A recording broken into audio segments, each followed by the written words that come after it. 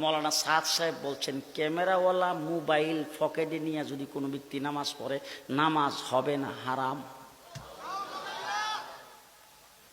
এইটা কি মোবাইল? হ্যাঁ, উনি আজ পর্যন্ত কোনোদিন যখন যে মসজিদের ভিতরে ঢুকছে, আজান হয়ে গেছে, নামাজের টাইম হয়ে গেছে, তখন কি মুসল্লিদেরকে পর্যন্ত কোনোদিন আপনি কইছেন বলে মুসল্লিরা একটু দেরি করেন, আমি মোবাইলটা বলে নিয়ে আসছিলাম আমার বউর কাছে রাইখাই?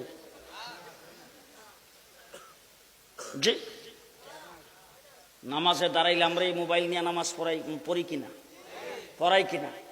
মৌলানা সাদ সাহেব বলছেন, ক্যামেরাওয়ালা মোবাইল পকেটে নিয়ে যদি কোনো ব্যক্তি নামাজ পড়ে, নামাজ হবে না, হারাম। আর মৌলানা সাদ বলে, কোরআন শরীফ না বুঝা পড়লে কবিরা গুনাহ, না বুঝা পড়ে কোনো লাভ নাই। মৌলানা সাদ বলছেন, আল্লাহ হেদায়েতের মালিক না। যদি আল্লাহ পাক হেদায়েতের মালিক হইতেন তাইলে আল্লাহ নবী পাঠাইতেন না। মৌলানা সাদ সাহেব বলছেন, নবী গুনাহ করেন, শুধু সাইয়্যিদুল মুরসালিন সাইয়্যিদুন নবী মুহাম্মদুর রাসূলুল্লাহ সাল্লাল্লাহু আলাইহি সাল্লাম সম্পর্কে বলেছেন, রাসূল সাল্লাল্লাহু আলাইহি সাল্লাম যতগুলি বিয়ে করেছেন সমস্ত বিয়াতে হুজুর আকরাম সাল্লাল্লাহু আলাইহি সাল্লাম খিজুর দিয়া উলিমা করেছেন। শুধুমাত্র জয়নব রাদিয়াল্লাহু তাআলা আনহুকে বিয়ে করার সময় আল্লাহর নবী গোশত আর রুটি দিয়া তিনি উলিমা করেছিলেন। এটা নবী ভুল করছেন? নাউজুবিল্লাহ। দেখেন ডাইনি বামে তাকে দেখেন, কেউ যদি নাউজুবিল্লাহ না কয় মনে করবেন হে দলের লোক। নাউজুবিল্লাহ জোরে কান, আরো জোরে কান। হযরতে মূসা আলাইহিস সালাম কালিমুল্লাহ তাওরীত কিতাব আনার জন্য গিয়েছেন, আল্লাহ পাকের সঙ্গে কথাবার্তা বলতেছেন। মূসা আলাইহিস সালামকে আল্লাহ পাক 30 দিনের জন্য ডাকছিলেন, 30 দিন থাকার জন্য নিয়ত করে গেছিলেন। আল্লাহ তাবারক ওয়া তাআলার হুকুমে মূসা আলাইহিস সালাম আরো 10 দিন বেশি সেখানে রইছেন। হযরতে মূসা আলাইহিস সালাম সম্পর্কে মৌলানা সাদ বলছে, 10 দিন বেশি সেখানে থাকছেন। 40 দিন কিতাব আনার জন্য যাইয়া ওই জায়গায় থাকার কারণে 5,56,000 উম্মত তার গুমরা হয়ে গেছে। মূসা আলাইহিস সালাম ক্ষমার যোগ্য ভুল করেছেন।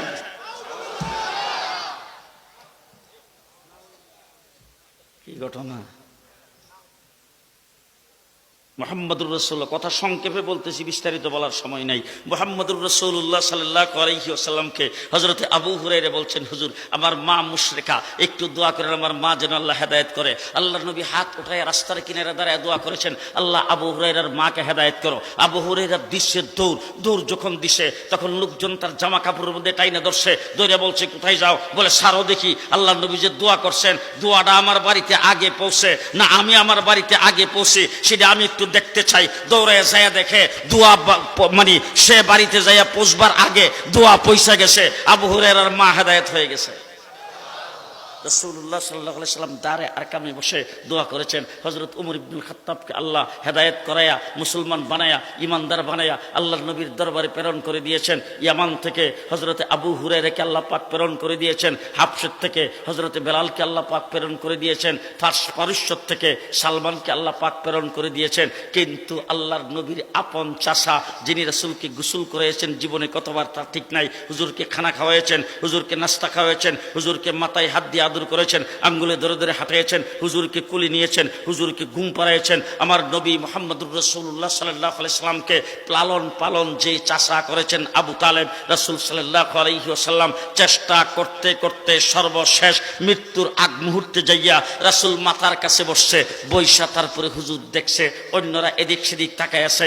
রাসূল কানের কাছে মুখটা নিয়ে বলছেন, চাচা আর কেউ জানবে না, জানতেও হবে না, শুনতেও হবে না, সাক্ষী প্রমাণের কোনো প্রয়োজন নাই, আপনি শুধু আমার কানের মধ্যে মুখটা লাগিয়ে বলবেন লা ইলাহা ইল্লাল্লাহ। এইটুক যদি আমার কানের মধ্যে মুখটা লাগিয়ে বলেন, আমি শুধু শুনবো, হাসরের ময়দানে যাইয়া আল্লাহর দরবারে সুপারিশ করে আমি আপনাকে জান্নাতে নিয়ে যাব। এইটুক পর্যন্ত চাচা কবুল। আপনাদেরকে জিজ্ঞেস করতে চাই, হেদায়েতের মালিক কে? হেদায়েতের মালিক কে? কোরআন শরীফের ভিতরে আল্লাহ পাক পরিষ্কার বলেছেন, ইন্নাকা লা তাহদি মান আহবাবতা ওয়ালাকিন্নাল্লাহ ইয়াহদি মান ইয়াশা। হেদায়েতের মালিক হলো আল্লাহ। মাওলানা সাদ বলছেন, আল্লাহ হেদায়েতের মালিক না। যদি আল্লাহ পাক হেদায়েতের মালিক হইতেন তাইলে আল্লাহর নবী পাঠাইতেন না। আমি জিজ্ঞেস করতে চাই, এখন আপনারা এখানে যারা এসেছেন, আপনাদের এই মাদ্রাসার কি নাম? না লাদরচর মাদ্রাসা। আচ্ছা, এই লাদরচর মাদ্রাসার মধ্যে আপনাদের এখানে কেউ খতম পড়াইবার জন্য আসে না তো? কোরআন শরীফ খতম, বাবা মারা গেছে, মা মারা গেছে, আপনাদের মাদ্রাসা এসে বলে হুজুর আমার মাদ্রাসার রসিদ কেটে আমাদের টাকাটা হুজুর রাখেন, এই মাদ্রাসার হুজুরের টাকাটা দিলাম, আমার বাবার নামে এক খতম কোরআন শরীফ ইসালে সওয়াব। আরে বাবা, আমার মাদ্রাসায় তো যায়, আপনার মাদ্রাসায় যায় না? আচ্ছা, যখন যায় তখন কোরআন শরীফ সহজে খতম পড়াইবার জায়গা কোনটা? হেফজখানা। আমার মাদ্রাসায় যখন 10, 15, 20 জন ছাত্র যখন শোনায়, দৌড় শোনায়, আমি হাফিজ সাহেবের কাছে যাই, বলি হাফিজ সাহেব 2 খতম কোরআন শরীফ আছে। হাফিজ সাহেব ওই ছাত্রদের মধ্যে বাক করে দিয়ে দিল। ছাত্ররা বাস ঘন্টা, 1.5 ঘন্টা, 2 ঘন্টার ভিতরে কোরআন শরীফ খতম পড়ে দিল। এখন ছাত্ররা, হেফজখানার ছাত্র যে কোরআন শরীফ মুখস্থ করছে, তাদের দ্বারা যে বাবার কবরের আযাব মাফ হওয়ার জন্য আমি যে ইসালে সওয়াবের নিয়তে যে কোরআন শরীফ খতম পড়াইলাম, হেফজখানার ছাত্র হাফেজ হয়ে গেছে 30 পারা। এর ফেডের ভিতরে যদি বুম মারি, বিসমিল্লাহর অর্থ আপনারা ঘুমাইছেন হুজুর? আপনারা কিছু না কইলে হারাতকে মিশা কথা কইতেছি। এর ফেডের ভিতরে বুম মারলে বিসমিল্লাহর অর্থ পারিব? কথা বলেন। 2 নম্বর কথা বলতে চাই, যত কোরআন শরীফের তাফসীর আছে সমস্ত তাফসীরে উলামায়ে কেরাম এখানে আছে। আলিফ লাম মিম,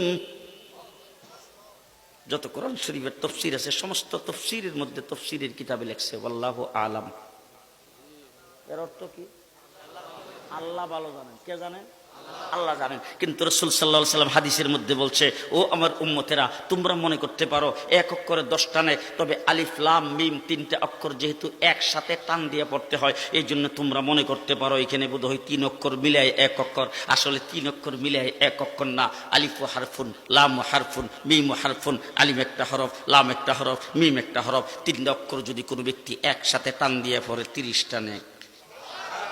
রাসূল সাল্লাল্লাহু আলাইহি সাল্লাম বলেন, যেইভাবেই পড়ো 1 অক্ষরে পড়লে 30টা নেক, 10টা নেক, 3 অক্ষর পড়লে 30টা নেক। আর মৌলানা সাদ বলে, কোরআন শরীফ না বুঝা পড়লে কবিরা গুনাহ, না বুঝা পড়ে কোনো লাভ নাই। ও আমার ভাইরা, এরকম যদি বলতে থাকি তো সারা রাত্র বলতে পারবো, সারা রাত্র বলতে পারবো। রেকর্ড সহ প্রমাণ আমাদের কাছে আছে।